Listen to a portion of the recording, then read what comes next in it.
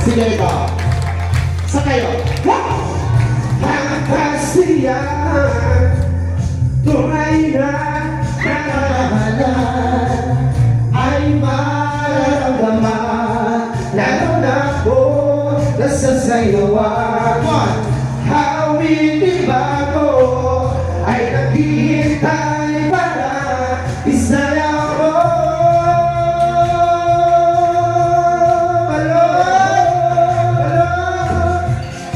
Sumunod ka sa itak ng panahon, isabay ng mga bagong tugtugin ngayon. Sumunod ka sa itak ng panahon, mag-isama, mag-enjoy ka ngayon.